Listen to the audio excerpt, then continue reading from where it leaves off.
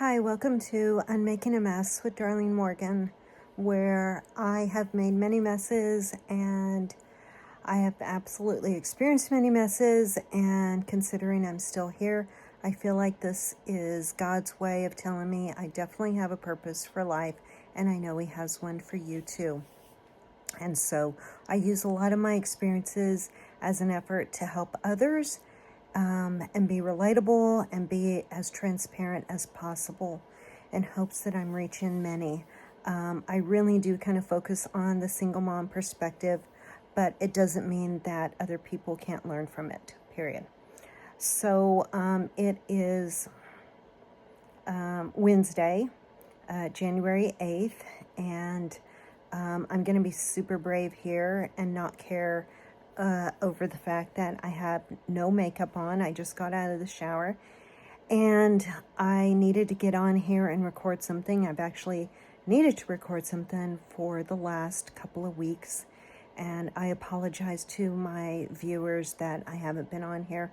But of course, holidays, snow, I had a minor surgery done, just stuff, life happens, and we just, day by day, we keep going.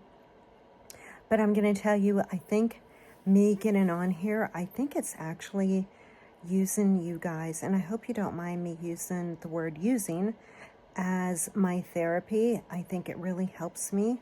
I hope it helps you too in some way possible, but go figure that I would get on here when I'm experiencing just kind of a hard day.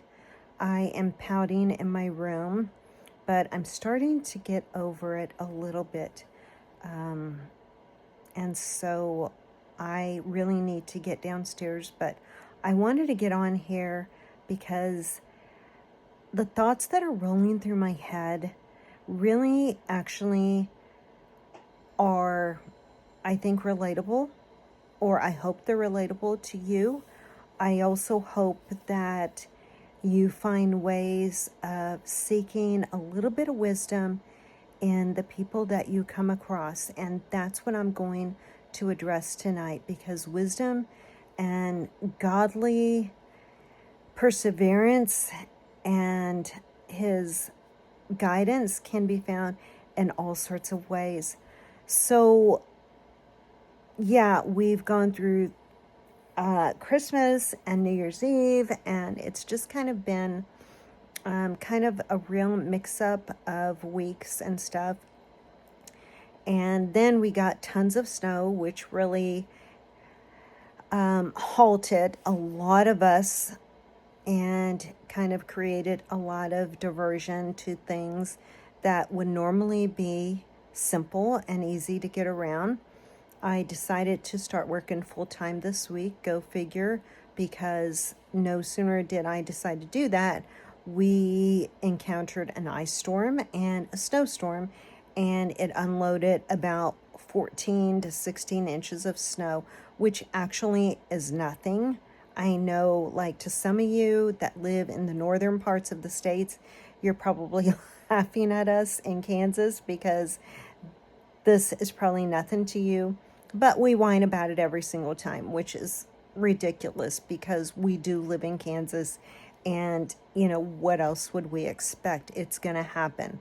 But what it has taught me is even more so how much I have to plan ahead and do some things. That's not the right word I'm looking for, but since I just want to get it out, I need to take care of things on our home before this kind of stuff happens, like sealing areas, like sealing, SEALING, like sealing areas so that snow doesn't get in. Apparently we're supposed to put some type of socks filled with ice melt on our roofs so that when it melts, it trickles it down. Honestly, I've never heard of this. My agent told me about this method, and then some type of snow rake that you use to get the snow off your roof. I can barely drag a ladder to the side of my house. I I guess I need to look into this, because if it's something that is supposed to be done, apparently anybody can do it. And since I have done many other things, I should not have a problem with this. I'm telling you all this because last night, let me back up a ways. The first day of the snowstorm, okay, it happened. We're snowed in. No big deal. That's great. I loved every single bit of it because I could just spend the 2 days at home with my daughters. The first day I had to go back to work, discovered that our cat had a urinary tract infection, and I needed to get him to a vet as soon as possible. I find it a blessing in disguise because the vet, emergency vet that was open, our vet was not open. The emergency vet that was open was actually 2 blocks away from my work. That's a God thing. And they were incredibly nice. So wonderful. And I almost feel like what they charged us was no more than we would have paid a regular vet. And they took care of it. So that was a blessing, and I need to thank God for that. Thank you, God, so much. So that's one thing. Nonetheless, it was about a $400 bill. That's fine. We need to take care of our pets. 2 days later, 2 leaks in my daughter's room coming down from the ceiling, and one is on exterior wall and the other one is on an interior wall. Not to mention the fact that there is another problem in our hallway that is allowing water to come up from the floor. This is not the first time this has happened. It has happened before, and I've had the pipes replaced in my bathroom, thinking that maybe somewhere in there those pipes were leaking, because the bathroom is right next to the area where the water is coming up through the floor. It has caused the laminate boards to separate. Okay, I have run all of this through my insurance agent that particular time, and of course it wasn't covered because I don't really recall. I've got to pull paperwork, but I'm sure it was a legitimate reason. But now it's happening again 2 years later. And apparently the only way insurance will cover it is if it is a sudden impact problem. Well, I guess it is sudden. I mean, we're talking 2 years later, and maybe replacing the pipes or something solved one problem and now it's all of a sudden another. But that kind of, I want to say it annoyed me. You know, it's just all the learning. It's the learning, and it's just dealing with homeowner issues and discovering that some stuff is covered and some stuff isn't. It's like, okay, well, if that's a flooding problem, then it's not covered. I guess snow causes floods. All right, that makes sense. I don't know. All I know is I wanted to get on here and talk to you guys because I just feel like I really try hard to do things right. I try to take care of our home the best ways that I can, but apparently I'm not taking care of the right things, because the leaks in the ceiling could be caused from like the vent that escapes air to the outside, and it comes from the attic. Okay, that makes sense. I don't know what to do about that. I mean, it's kind of, I've crawled up in the attic. It's kind of hard to crawl around because there's like these huge like air duct vents all over, and I'm scared to death to crawl through an attic. I will show you a picture of that sometime. The time that I did it, and the interior leak is maybe snow coming in. I had a very reliable contractor come and look at it because I needed someone that I can absolutely trust. I often get like these contractors and it's all, I take full blame for this because I'll call somebody and say, hey, I think this is a problem. Can you guide me to someone who can fix it? So then the guy will come over and he'll say, oh, me and my friend, we could probably take care of this. We can do it like after hours, after our regular jobs, or on the weekend. And then, of course, it gets dragged out and it doesn't happen. And I'm really, really whining here, aren't I? It's frustrating because, like, when you don't have, like, this money that you can just say, gonna take care of it. You have to be wise about your choices, and you have to, like, trust somebody who's not going to take advantage of you. And of course, these things have happened. I mean, if you were here, I would show you our laundry room floor that didn't get fixed right because we got taken advantage of, and other things. And I'm just tired of that. I'd rather deplete my savings and hire an actual contractor that is going to actually be hired to do a job on our home. Sometimes I feel like people will come out, and I don't mean like the contractors that are really good. Like, I have a plumber that is actually really good and reliable. So it's not him. It's not like these licensed people. But I don't know. I blame myself. I blame myself because I tend to cut corners. You know, I even do it myself to the point where I think I can fix things. I can at least try to problem solve it, because isn't that what homeowners do?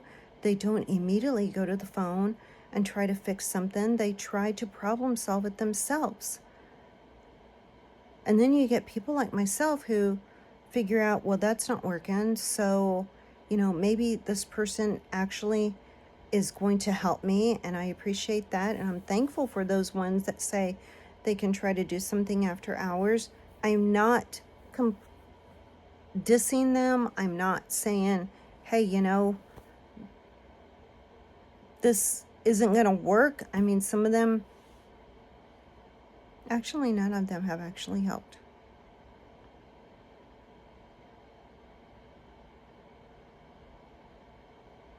Yeah.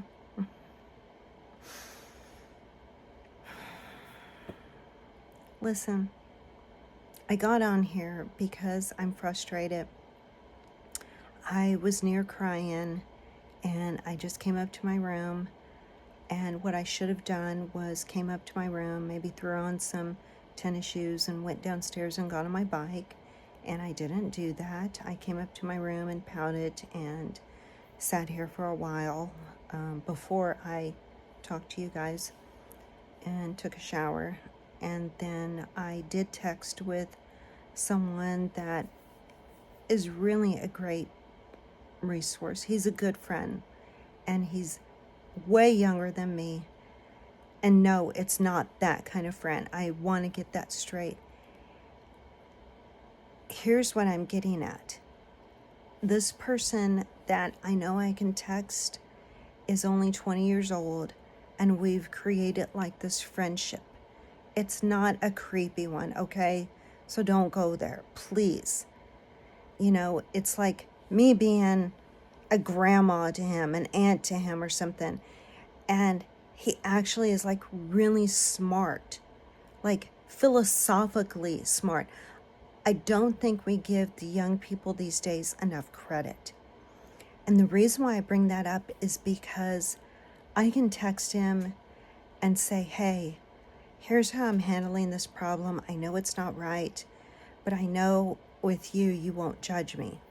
And by the way, how is your day going? And he will reply with a very respectful and responsible answer that makes me realize, yeah, I don't have to deal with it this way. I don't have to act all happy about it.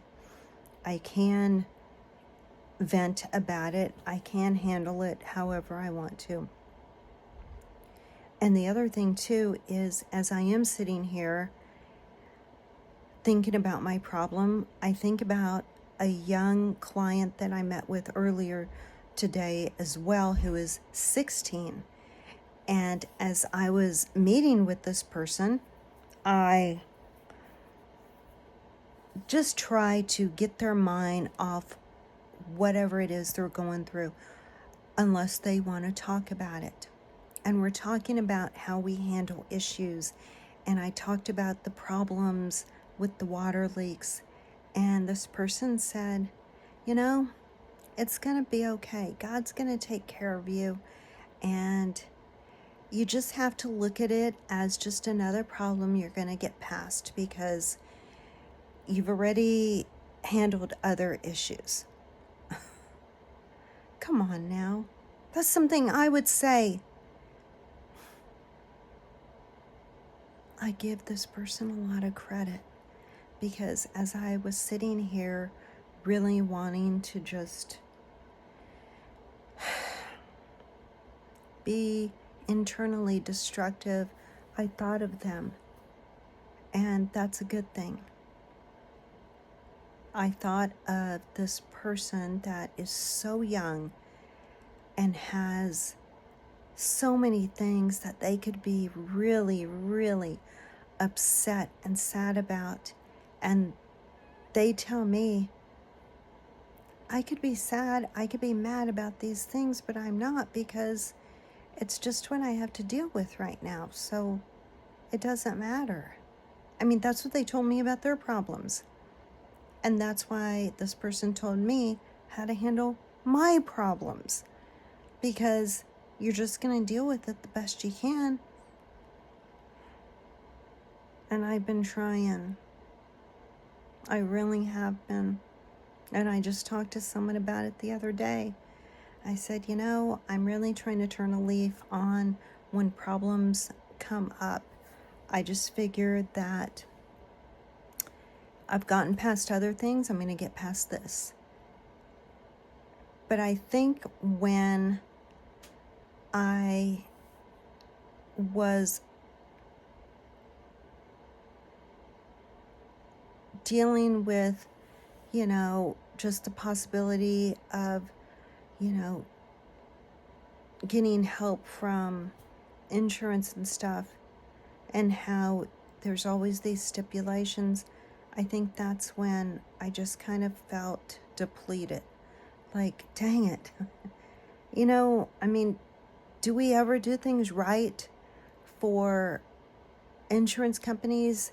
Are there always these like extra stipulations we have to go through? Isn't that part of why we pay so much money every month, so that we can get taken care of?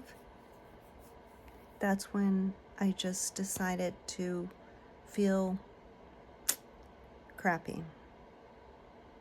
So, or feel like I just never can get ahead.